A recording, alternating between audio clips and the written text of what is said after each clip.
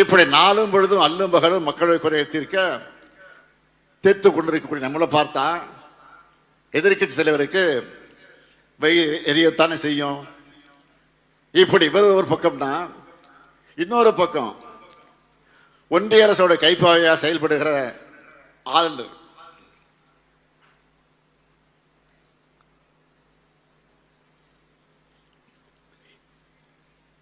ஒரு பக்கத்தில் இதுவரை அவர் பண்ணதெல்லாம் உங்களுக்கு தெரியும். இப்போ லேட்டஸ்டா ஒன்று சொல்றேன். இந்த தஞ்சை மாவட்டத்தில் ஒரு புதிய பல்கலைக்கழகம் அமைக்க அறிவிப்பு செஞ்சேன்.